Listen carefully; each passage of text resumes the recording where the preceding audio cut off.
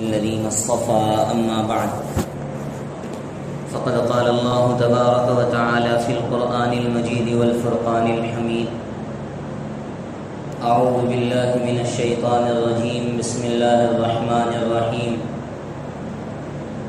لقد نصركم الله ببدر وأنتم أذلة فاتقوا الله لعلكم تشكرون إذ تقول للمؤمنين ألن يكفيكم أن يمدكم ربكم ب3,000 من الملائكة منزلين بلى إن تصبروا وتتقوا ويأتوكم من فوركم هذا يمددكم ربكم ب5,000 من الملائكة مسومين صدق الله العظيم سبحان ربك رب العزة عما يصفون وسلام على المرسلين والحمد لله رب العالمين اللهم صل على سيدنا محمد وعلى آل سيدنا محمد وبارك وسلم اللهم صل على سيدنا محمد وعلى آل سيدنا محمد وبارك وسلم اللهم صل على سيدنا محمد وعلى آل سيدنا محمد وبارك وسلم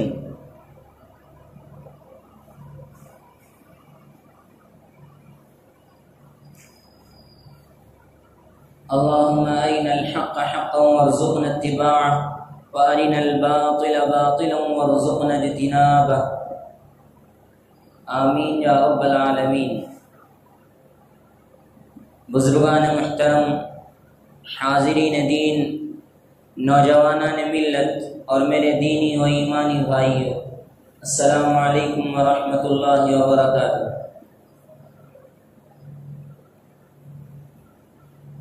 آج 17 رمضان المبارک ہے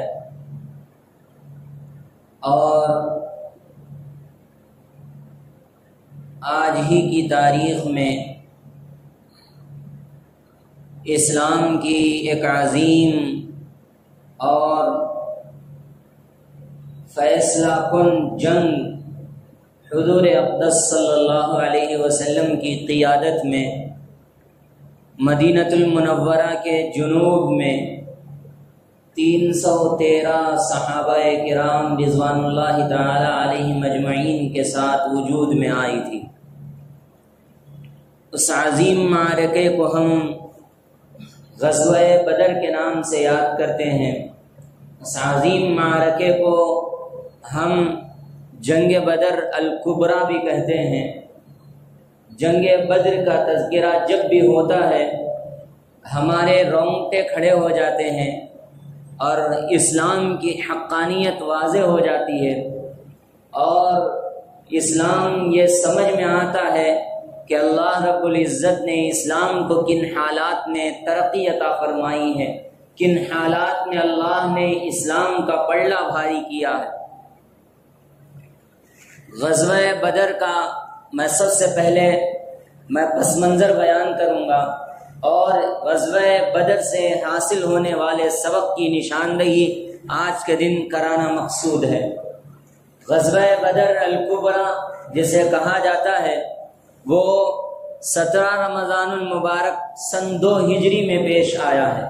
17 رمضان المبارک سن 2 ہجری میں پیش آیا، اور یہ پیش آنے میں چند وجوہات تھی جن کی بنا پر یہ عظیم معرکہ پیش آیا۔ ان وجوہات میں سے پہلی وجہ یہ تھی کہ آپ صلی اللہ علیہ وسلم کو کفار قریش اور آپ کے اصحاب کو بالکل ختم کر دینا چاہتے تھے کہ اسلام کی پوری انفرادی اجتماعی قوت کا خاتمہ کر دیا جائے، اسلام کو نیست و نابود کر دیا جائے، وہ مذہب جو ہمیں اپنے آباء و اجداد کے دین سے جدا کرتا ہے اس کو ختم کر دیا جائے، اور وہ لوگ جو ہمارے رشتہ دار ہیں لیکن اسلام کے نام پر وہ ہمارا بھی پاس و لحاظ نہیں کرتے، اس لیے اب ان کو اس دنیا سے ختم کر دینا ہی ہے، پوری قوت کے ساتھ پوری اجتماعیت کے ساتھ ان کا کام تمام کر دینا ہے۔ اس نیت کے ساتھ وہ اپنے ارادوں کو بڑھا رہے تھے۔ آپ صلی اللہ علیہ وسلم کو ان کے ارادوں کی اطلاع ملی، اور اس ارادے کی اطلاع ملنے کے بعد پھر راستے میں ایک فوجی دستہ اللہ کے نبی صلی اللہ علیہ وسلم نے کفار کے معاملے کو دیکھنے اور مکہ کی جو صورتحال ہے مشرکین عرب کی، اس صورتحال کے سلسلے میں واقف ہونے کے لیے ایک دستہ اللہ کے نبی صلی اللہ علیہ وسلم نے تیار کیا تھا۔ تو ایک مرتبہ کفار قریش اور اس دستے میں جھڑپ ہو گئی، دونوں کے درمیان لڑائی ہو گئی، تو اس لڑائی میں ایک کافر شخص مارا گیا۔ آپ صلی اللہ علیہ وسلم کو اس واقعے سے انتہائی ناپسندیدہ گزرا یہ واقعہ، اور تکلیف ہوئی، اپنے صحابہ کرام کو بلا کر فرمایا کہ آپ نے یہ جو واقعہ کیا ہے یہ اچھا واقعہ نہیں ہے، اور یہ واقعے سے مجھے دلی تکلیف پہنچی ہے۔ آپ صلی اللہ علیہ وسلم نے پھر ان کو سمجھایا، اور سمجھا کر اس کافر شخص کا خون بہا اور دیت ادا کیا، اور دیت ادا کر کے اس معاملے کو ختم کر دیا۔ لیکن یہ جس قبیلے سے تعلق رکھتے تھے ان کے دلوں میں جوش انتقام بھرا ہوا تھا، اور انتقام کی آگ میں وہ بھڑکے ہوئے تھے، اور مدینے کی جو سڑک تھی وہ سڑک ملک شام جایا کرتی تھی، اور ملک شام سے انہیں بے انتہا مال و دولت حاصل ہوا کرتا تھا۔ مدینے کے راستے ہی سے وہ ملک شام جایا کرتے تھے۔ عرب سال میں 2 مرتبہ ملک شام جاتے تھے، وہاں سے سامان خریدتے تھے اور اپنے ملک میں لا کر بیچتے تھے، اور یہاں کا اپنا سامان ملک شام میں لے جاتے تھے اور وہاں لے جا کر بیچتے تھے۔ تو ان کی ذرائع آمدنی ملک شام سے جڑی ہوئی تھی۔ مدینے کے جو سردار تھے حضرت سعد بن معاذ انصاری رضی اللہ تعالی عنہ، ایک مرتبہ ابھی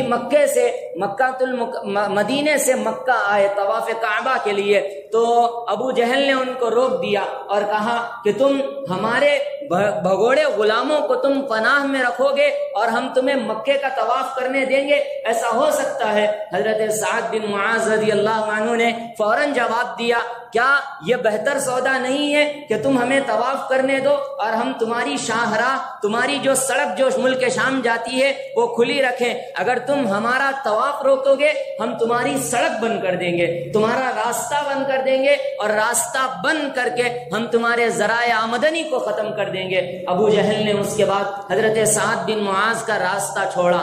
تو یہ جو سڑک مدینے سے بالکل متصل ہو کر ملک شام جایا کرتی تھی، وہاں سے یہ لوگ تجارت کیا کرتے تھے، اور اللہ کے نبی صلی اللہ علیہ وسلم وہیں پہ موجود تھے۔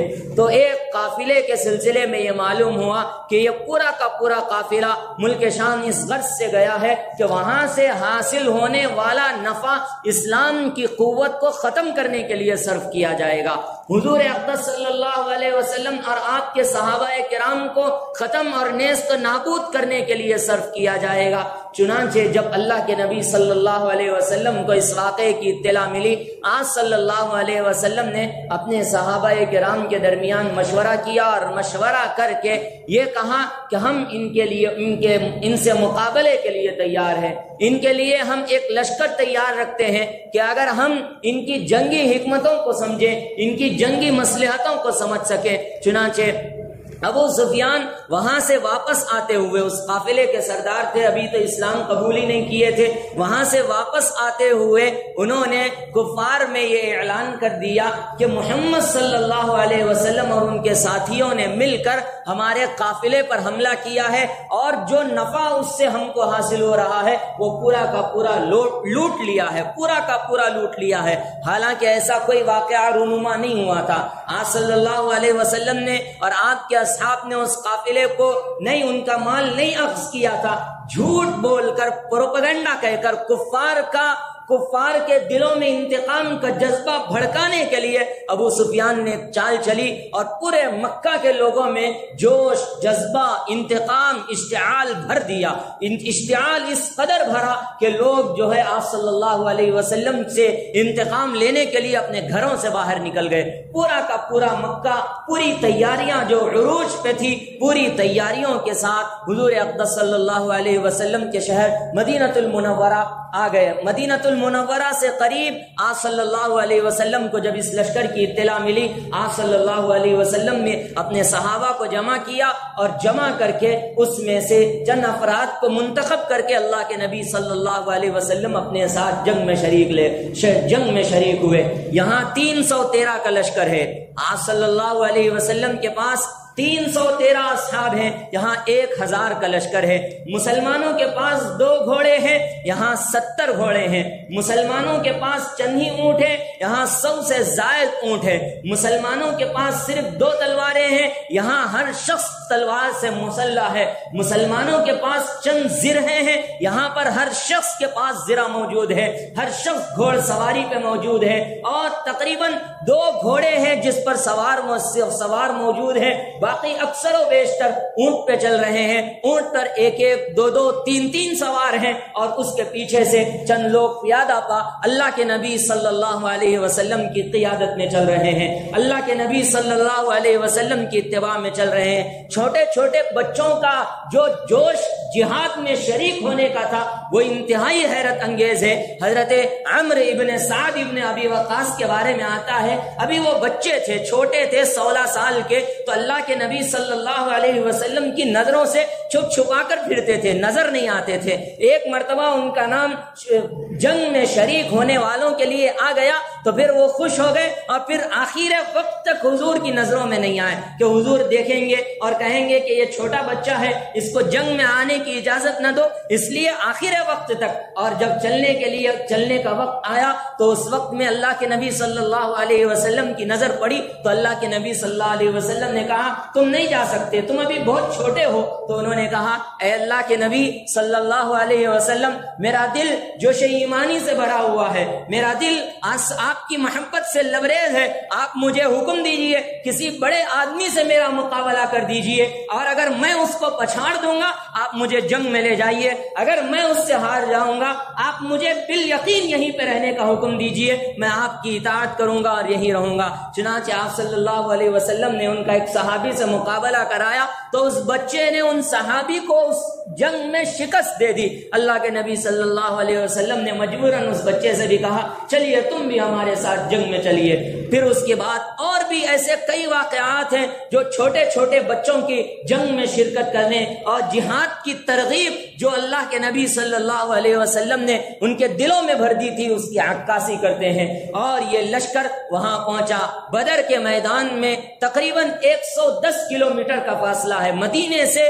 غزوہ بدر کا جو مقام ہے، بدر کا جو کنواں ہے، اس کنویں کے قریب وہاں پہنچ کر اللہ کے نبی صلی اللہ علیہ وسلم نے وہاں پر پناہ لی۔ اب وہاں پر پناہ لی تو وہاں ریت تھی، پانی کوئی نہیں تھا۔ اس وقت اللہ رب العزت نے وہاں پر بارش نازل کی اور ریت کو جما دیا، اور پانی کا جو مسئلہ تھا اس کو بھی حل کر دیا۔ کفار جس مقام پہ ٹھہرے ہوئے تھے وہاں پانی موجود تھا، وہاں ریت نہیں تھی۔ بارش نازل ہوئی اور بارش نازل ہونے کے بعد وہاں پر کیچڑ جمع ہو گیا اور ان کے لیے یہ پریشانی کا سبب بنا۔ اللہ کے نبی صلی اللہ علیہ وسلم رات میں اٹھتے ہیں اور اٹھ کر اللہ کے حضور میں گڑ گڑاتے ہیں، اور اللہ کے نبی صلی اللہ علیہ وسلم دعا کرتے ہیں اے اللہ ان مسلمانوں کی مدد فرما، تیرے نام لیواؤں کی مدد فرما، ان لوگوں کی مدد فرما جو تیرے نام کے خاطر اپنے بیوی اور بچوں کو چھوڑ کے نکلے ہیں، ان لوگوں کی مدد فرما جو تیرے دین کے خاطر اپنے آبا و اجداد کو قربان کرنے کے لیے چلے آئے ہیں،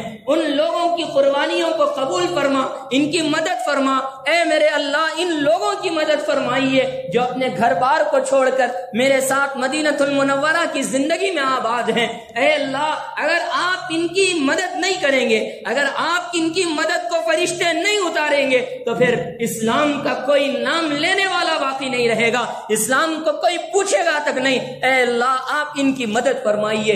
نبی کریم صلی اللہ علیہ وسلم کی وہ دعا جو غزوہ بدر میں اللہ کے نبی صلی اللہ علیہ وسلم نے سجدے کی حالت میں مانگی تھی، انتہائی عجیب ترین الفاظ اللہ کے نبی صلی اللہ علیہ وسلم نے استعمال فرمائے تھے۔ اے اللہ ان کی کی مدد فرمائیے، ان کی مدد فرمائیے، ان کی مدد فرمائیے۔ اگر آپ نے ان کی مدد نہیں کی تو پھر کسی گھر میں اسلام کا نام لینے والا کوئی باقی نہیں رہے گا، اسلام کا نام لینے والا باقی نہیں رہے گا۔ اللہ رب العزت نے جب اس دعا کو قبولیت کے آثار اللہ رب العزت نے دکھائے، آپ صلی اللہ علیہ وسلم دعا سے اٹھے اور رات میں مقام کا معائنہ کیا۔ پورے جہاں پہ جنگ لڑنی ہے اور لشکر کا میسرہ کیا ہے، لشکر کا میمنہ کیا ہے، کون سا لشکر آگے جائے گا، کون سا لشکر قلب میں رہے گا، کون سا لشکر پیچھے رہے گا، سب کا احاطہ کیا۔ احاطہ کر کے اللہ کے نبی صلی اللہ علیہ وسلم نے وہاں پہ نشاندہی کی، یہاں ابو جہل مرے گا، یہاں عتبہ مرے گا، یہاں شیبہ مرے گا، یہاں ولید مرے گا، یہاں امیہ ابن خلف مرے گا، یہاں ابو البختری مرے گا، یہاں حضور کو یہ ستانے والا مرے گا، یہاں گالیاں دینے والا مرے گا۔ اللہ کے نبی صلی اللہ علیہ وسلم نے نام لے لے کر نشاندہی کی، یہاں یہ مرے گا، یہاں یہ مرے گا، یہاں یہ جہنم رسید ہوگا، یہاں یہ اللہ رب العزت کی نظر سے گرے گا، اور یہاں یہ اپنے انجام کو پہنچے گا۔ اور جنگ کا آغاز ہوتا ہے، جمعے کا دن ہوتا ہے، 17 رمضان المبارک، آج ہی کا دن ہے، آج ہی کا دن ہے جس دن غزوہ بدر کا عظیم الشان معرکہ پیش آتا ہے۔ جمعے کے دن فجر کی نماز کے بعد اللہ کے نبی صلی اللہ علیہ وسلم اپنے اصحاب کو جمع کرتے ہیں، پورے صحابہ کرام کو جمع کرتے ہیں۔ اللہ کے نبی صلی اللہ علیہ وسلم خطاب کرتے ہیں، لوگوں سے بیان کرتے ہیں، اے لوگوں، میں اللہ رب العزت کی طرف سے بھیجا ہوا ایک پیغمبر ہوں۔ اللہ نے مجھ کو قرآن دیا ہے، اللہ نے مجھے ایک پیغام دیا ہے، ایک عظیم شریعت عطا کی ہے۔ تم بھوکے اور ننگے تھے، تمہارے پاس کھانے کے لیے کچھ نہیں تھا، تمہارے پاس پہننے کے لیے کچھ نہیں تھا، تمہاری عزت اور رفعت نہیں تھی۔ اسلام سے تم کو اللہ نے عزت عطا کی۔ دنیاوی حیثیت کی کوئی قدر نہیں ہے، اللہ کی نظر میں دنیا کی کوئی وقعت نہیں ہے۔ اگر دنیا کی ایک وقعت ہوتی اللہ کی نظر میں تو ایک کافر کو پانی کا ایک گھونٹ نہ دیا جاتا۔ اس لیے اس دنیا کے پیچھے نہ پڑو، اللہ کی راہ میں اپنے مال کے ذریعے سے، اپنی جان کے ذریعے سے اپنی جان کی بازی لگا دو، اپنے ذات اور وجود کی باری لگا دو، اسلام کے خاطر اپنا سب کچھ قربان کر دو، اسلام کے خاطر اپنا سب کچھ قربان کر دو۔ اللہ کے نبی صلی اللہ علیہ وسلم نے ایک عظیم خطاب کیا اور اس میں سارے کے سارے مسلمانوں کو جنگی پیغام اور جنگی مصلحت سمجھایا کہ تم بوڑھوں کو قتل نہیں کرو گے، تم عورتوں کو قتل نہیں کرو گے، تم بچوں کو قتل نہیں کرو گے، ان لوگوں کو قتل کرو گے جو تمہارے مقابلے میں آئیں، تم سے مقابلہ کریں۔ اور اللہ کے نبی صلی اللہ علیہ وسلم کے اس خطاب کے بعد وہاں کفار سے ایک لشکر نکلتا ہے، اور قبیلہ بنو خزرم کا جن کا وہاں کا قتل ہوا تھا، اس قبیلے کے جو انتقام میں جن کو فوجی دستے نے قتل کیا تھا، وہاں کا ایک قبیلے کا ایک فرد نکلتا ہے، حل من مبارز کا نعرہ لگاتا ہے کوئی مقابلے کے لیے نکلنے والا؟ تو حضرت ابو بکر صدیق رضی اللہ تعالی عنہ، حضرت عمر فاروق رضی اللہ تعالی عنہ کے غلام سب سے پہلے آگے بڑھتے ہیں، آگے بڑھ کر ان کا استقبال کرتے ہیں اور ان کو جہنم رسید کر دیتے ہیں۔ پھر اس کے بعد عتبہ، شیبہ، ولید، یہاں یہ 3 شخص نکلتے ہیں اور نکل کر حل من مبازر کا نعرہ لگاتے ہیں۔ تو اس میں سے اللہ کے نبی صلی اللہ علیہ وسلم 3 انصار کو آگے کرتے ہیں، جائیے تم ان کا مقابلہ کیجئے۔ تو ان لوگوں نے مقابلے سے انکار کر دیا، یہ ہمارے ہم پلہ نہیں ہے، ہمارے تو قریش ہم پلہ ہیں، قریش کے جو لوگ ہیں وہ ہمارے مقابلے میں بھیجیے، یہ لوگ ہمارے ہم پلہ نہیں ہیں۔ چنانچہ اللہ کے رسول صلی اللہ علیہ وسلم حضرت حمزہ کو آگے کرتے ہیں، حضرت علی ابن ابی طالب رضی اللہ تعالی عنہ کو آگے کرتے ہیں، اور ایک صحابی ہیں جن کو آگے کرتے ہیں۔ یہ سارے کے سارے قریش ہیں۔ چنانچہ ان کا مقابلہ ہوتا ہے اور تینوں میں سے ہر کوئی اس کافر کو جہنم رسید کر دیتا ہے، عتبہ کو بھی، شیبہ کو بھی، ولید کو بھی۔ عتبہ اور شیبہ کا قصہ میں بہت پہلے آپ کو سنا چکا ہوں، جس نے اللہ کے نبی صلی اللہ علیہ وسلم کو تکلیف دینے میں کوئی کسر نہیں چھوڑی تھی۔ جنگ بدر میں وہ اپنے انجام کو پہنچتا ہے، وہ اپنے آخری مرحلے کو پہنچتا ہے۔ اب اس کے بعد ایک گھمسان کی جنگ طاری ہوتی ہے، سارے کے سارے لوگ مل کے شریک ہوتے ہیں اور مل کر جنگ کا مقابلہ شروع ہوتا ہے۔ اللہ کے نبی صلی اللہ علیہ وسلم وہاں سے جنگ کا اعلان کرتے ہیں، اور وہاں سے ابو سفیان اور ابو جہل جو کمانڈر تھا، قائد تھا اس جنگ کا، وہ بھی جنگ کا اعلان کرتا ہے۔ مسلمانوں میں سے پورے کے پورے اصحاب یک بارگی حملہ کرتے ہیں، وہاں سے بھی حملہ ہوتا ہے، اور دونوں حملوں میں مسلمانوں میں سے 13 صحابہ کرام شہید ہوتے ہیں اور 72 کفار مارے جاتے ہیں۔ اور 72 کفار کون؟ جو سرداران قریش ہیں، جو سرداران قریش ہیں۔ وہاں پہ ابو جہل مر رہا ہے، وہاں پہ عتبہ مر رہا ہے، وہاں شیبہ مر رہا ہے، وہاں ولید مر رہا ہے، وہاں ابو البختری مر رہا ہے۔ ابو البختری کے بارے میں مشہور ہے، وہ حضور کو گالیاں دیا کرتا تھا، جس سڑک پہ جاتا تھا حضور جہاں نظر آتے تھے وہ گالیاں دیا کرتا تھا۔ ابو البختری بھی آج کے اس عظیم اور فیصلہ کن معرکے میں اللہ رب العزت کے پاس جہنم واصل ہوتا ہے، جہنم کو پہنچتا ہے۔ ابو جہل کے بارے میں آتا ہے، اس کو 2 چھوٹے چھوٹے بچوں نے قتل کیا۔ حضرت عبد الرحمن وہاں گھوڑ سواری کر رہے تھے، اپنے گھوڑے پہ بیٹھے ہوئے تھے حضرت عبد الرحمن ابن عوف، تو 2 چھوٹے چھوٹے بچوں نے معاذ ابن عفرا، معوذ ابن عفرا، معاذ ابن الحارث، معوذ ابن الحارث، یہ 2 چھوٹے چھوٹے بچوں کے نام آتے ہیں۔ ان لوگوں نے پوچھا، اے چچا جان کیا آپ مجھے ابو جہل کو بتا سکتے ہیں؟ ابو جہل کون ہے؟ تو حضرت عبد الرحمن بن عوف نے پوچھا، بیٹا تم کیا کرو گے اس کا نام جان کر؟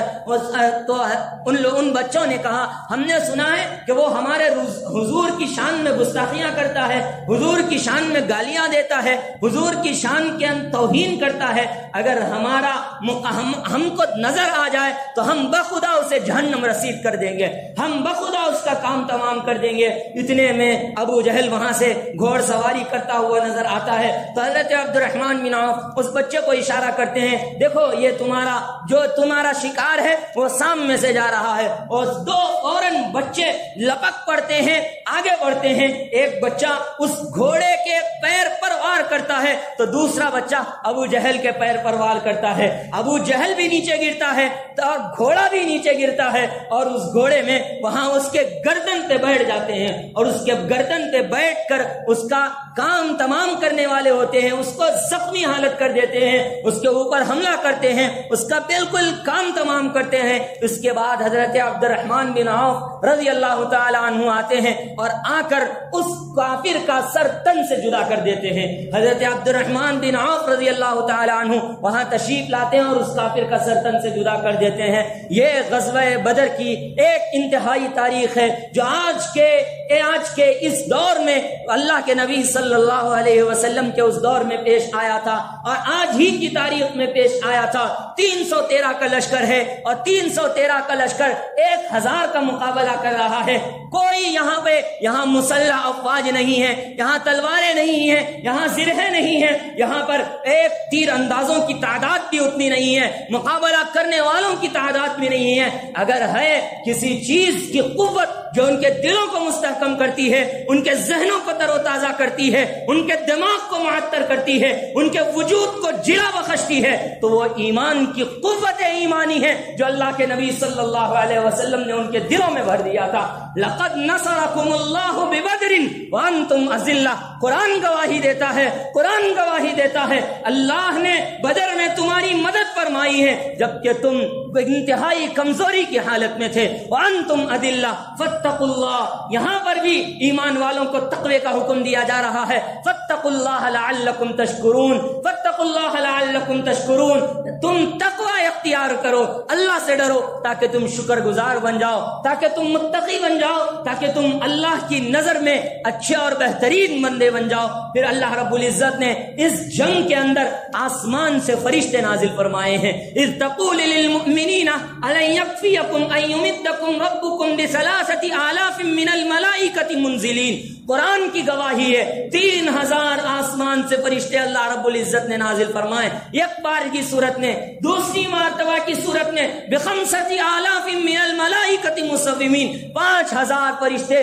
اللہ رب العزت نے مسلمانوں کی مدد کے لیے اللہ رب العزت نے آسمان سے نازل فرمائے۔ فضائے بدر پیدا کر فرشتے تری نصرت کو اتر سکتے ہیں گردوں میں، قطار اندر قطار ربی، قطار اندر قطار ربی۔ آج بھی غزوہ بدر ساری انسانیت کے لیے پیغام ہے، ساری دنیا کے لیے پیغام ہے۔ اگر قوت ایمانی کو مضبوط کریں گے، اللہ کے نبی پر یقین کو مضبوط کریں گے، قرآن سے اپنا تعلق مضبوط کر لیں گے، اللہ کے ساتھ اپنا رشتہ استوار کر لیں گے، دنیا کی کوئی طاقت مسلمانوں سے مقابلہ نہیں کر سکتی، چاہے وہ کتنے ایٹم بم بنا لے، چاہے وہ کتنے میزائل بنا لے، چاہے وہ کتنے سپر پاور بن جائیں، لیکن اسلام کے آگے، ایمان کے آگے، ایمانی قوت کے آگے اللہ رب العزت ان کے گھٹنوں کو ٹیکے گا۔ قرآن کا اعلان ہے وَأَنْتُمُ الْأَعْلَوْنَ إِن كُنتُم مُؤْمِنِينَ، تم ہی سربلند رہو گے، تم ہی کامیاب رہو گے بشرطے کہ تم مومن کامل بن کر زندگی گزارو گے۔ اے مسلمانوں، اے اللہ کو ماننے والوں، اے نبی کریم صلی اللہ علیہ وسلم کے امتیوں، رمضان کا یہ مقدس مہینہ گزر رہا ہے، آج ہی کے دن وہ تاریخ ہے، صحابہ کرام کا وہ منظر یاد کیجئے، روزے کی حالت میں مقابلہ کیا تھا، روزے کی حالت میں آج ہم گھر سے باہر نہیں نکلتے، روزے کی حالت میں آج ہم گھر سے باہر نہیں نکلتے۔ مکے اور مدینے کی دھوپ کا اندازہ کیجئے، وہاں کی سختی کا اندازہ کیجئے، اور پیادہ پا ریتیلی زمین دھوپ سے تپتی ہوئی صحرا میں اللہ کے نبی اور آپ کے صحابہ چل رہے ہیں، تو کس لیے؟ اس دین کو زندہ کرنے کے لیے، اس عالم اسلام نے پوری دنیا کے اندر اس دین کی تبلیغ کے لیے، اس دین کی اشاعت کے لیے یہ مقدس فریضہ ادا کر رہے ہیں۔ آج ہم ایئر کنڈیشن میں بیٹھے ہوئے، ہمیں پتہ نہیں چلتا، آج ہم اے سی اور کولروں کے سامنے اپنی زندگی گزارتے ہیں، ہمیں پتہ نہیں ہوتا، اور کتنے مسلمان ایسے ہیں جو گرمی کی وجہ سے روزہ چھوڑ دیتے ہیں، دھوپ کی تپش سے روزہ چھوڑ دیتے ہیں۔ جب بھی روزہ چھوڑنے کا خیال آئے، شہداء بدر کی ان تاریخ کو یاد کیجئے، شہداء بدر کی اس تاریخ کو یاد کیجئے کہ بھوک کی حالت میں، روزے کی حالت میں انہوں نے اللہ کے حکم کے آگے اپنی خواہشات کو قربان کیا، اور اس کے بعد اللہ نے انہیں وہ پروانہ سنایا، وہ خوشخبری سنائی جس کا تاریخ میں تصور نہیں ہے۔ اس لیے کہا جاتا ہے غزوہ بدر اسلام کی سب سے عظیم جنگ ہے، اسلام کا سب سے عظیم معرکہ ہے، اس سے عظیم معرکہ نہ کبھی ہوا ہے اور نہ قیامت تک کبھی ہوگا۔ اور یہ کہا ان کے بارے میں اللہ رب العزت نے غزوہ بدر کے بارے میں، تمہارا جو چیز چاہے کرو، تمہارا جو جی چاہے کرو، اللہ نے تمہاری مغفرت فرما دی ہے، اللہ نے تمہاری مغفرت فرما دی ہے۔ غزوہ بدر میں جو شریک ہیں ان کا یہ تذکرہ موجود ہے، ان کے ساتھ یہ اللہ رب العزت نے ان کی یہ فضیلتیں بیان فرمائی ہے۔ آج کی تاریخ یہ بیان کرتی ہے، اے مسلمانوں، اے اللہ کے بندو، اللہ کے لیے اپنی خواہشات کو چھوڑو۔ روزہ اس بات کا پیغام ہے کہ ہم اپنے خواہشات کو توڑ کر اپنے رب کی خواہش پر چلنے کا نام ہے۔ روزہ اس بات کا سبق سکھاتا ہے کہ جس طرح ہم روزے میں بھوک اور پیاس سے اپنے آپ کو بچاتے ہیں، ہم کھانے اور پینے سے اپنے آپ کو بچاتے ہیں، اسی طرح سے اپنی ساری زندگی میں گناہوں سے بھی اپنے آپ کو بچائیے، خلوت میں بھی اپنے آپ کو بچائیے گناہوں سے، جلوت میں بھی اپنے آپ کو گناہوں سے بچائیے، اپنے آنکھوں کو گناہوں سے بچائیے، اپنے ہاتھوں اور پیروں کو گناہوں سے بچائیے، اپنی زندگی کے ایک ایک لمحے کو اللہ رب العزت کی یاد میں صرف کیجیے۔ بلا شبہ یہ جنگ عظیم اور جنگ بدر کا ایک پیغام ہے جو آج ساری امت اسلامیہ کو دیا جا رہا ہے، جو آج ساری امت اسلامیہ کو دنیا کے کونے کونے اور طبقے میں دیا جا رہا ہے۔ تو آج کا یہ پیغام اپنے دلوں پر نقش کر لیجئے، آج کا یہ پیغام اپنے دلوں پر نقش کر لیجئے۔ ان صحابہ کرام کی قربانیوں کی بدولت جو دین ہم تک پہنچا ہے،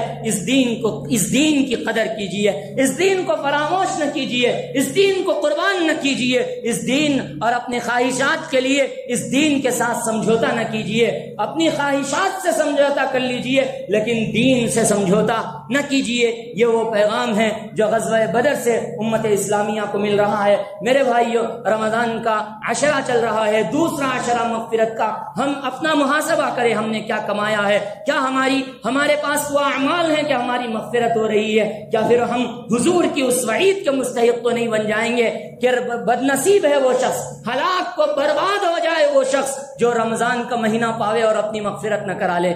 رمضان کا مہینہ پائے اور ہم اپنی مغفرت نہ کرا لے. ذرا اپنے گرے بہن میں منہ ڈالیے اور ذرا سوچئے, تصور کیجئے, رمضان کیا ایسے ہی ہاتھ سے چلا جا رہا ہے جیسے اب تک گزرا, یا اس رمضان میں ہماری زندگی میں کوئی انقلاب آیا ہے؟ کیا ہماری نمازیں چھوٹنے سے بچ گئی ہیں؟ کیا ہمارے مکمل روزے ہو رہے ہیں؟ کیا ہم نے فریضہ زکوٰۃ کو ادا کر لیا ہے؟ کیا ہم نے دیگر اور عبادتوں کو پابندی کے ساتھ ادا کرتے ہیں؟ ذرا آج کے دن محاسبہ کیجئے, استغفار کی کثرت کیجئے. مغفرت کا مہینہ ہے, استغفار کی کثرت کیجئے. جمعے کا دن ہے, سورہ کہف کی تلاوت کیجئے. جمعے کا دن ہے, درود شریف کی کثرت کیجئے. ہمارا پورا کا پورا دن آج کل عمومی طور پر ہم سونے میں گزار رہے ہیں. دھوپ ہے, گرمی ہے, اس لیے فجر کی نماز کے بعد جو سویا جاتا ہے ظہر کی نماز تک, پھر ظہر کی نماز کے بعد بھی عصر تک سو جاتے ہیں, پھر عصر کے بعد تھوڑا افطاری کا انتظام, اور پھر اس کے بعد جو ہے افطار کر لینا ہے, پھر اس کے بعد حلیم کھانا ہے, دیگر اور کام کرنے ہیں جو اہم کام ہے رمضان کے. میرے بھائیوں, نہیں, ایسا نہیں. یہ جو مہینہ ہے عبادت کا مہینہ ہے. ہمارے حضرت فرمایا کرتے تھے ماہ رمضان ماہ قرآن ہے, ماہ رمضان ماہ رحمان ہے, ماہ رمضان ماہ پکوان نہیں ہے, ماہ رمضان ماہ پکوان نہیں, ماہ قرآن ہے, ماہ رحمان ہے. لہذا اس مہینے کی قدر کیجئے, اس مہینے کو ضائع ہونے سے بچا لیجئے. ضائع ہونے سے بچانا یہی ہے کہ ہم اللہ کے حکموں کے ساتھ اپنی زندگی کو گزاریں اور نبی کریم صلی اللہ علیہ وسلم کی اطاعت کے ساتھ اپنی زندگی کو گزاریں.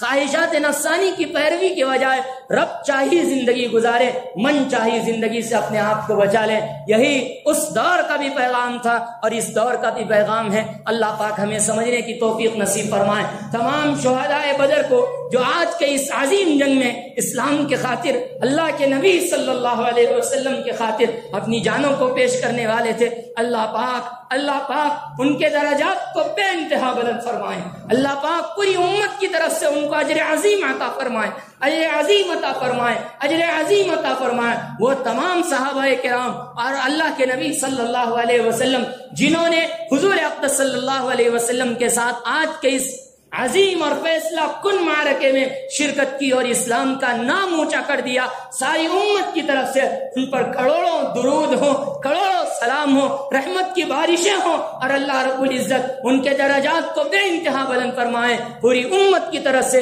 اللہ پاک انہیں بہتر سے بہتر بدلہ نصیب فرمائے, اور اللہ رب العزت ان کے توسط سے ہماری زندگیوں میں انقلاب پیدا کر دے, ہمارا گناہوں سے بچنا آسان کر دے. رمضان کے اس ماہ میں ہم تمام کی مغفرت فرما دے, نمازوں میں خشوع, تلاوت قرآن پاک میں لذت, رات کے آخری سحر میں مناجات کی حلاوت اللہ ہمیں عطا فرما دے.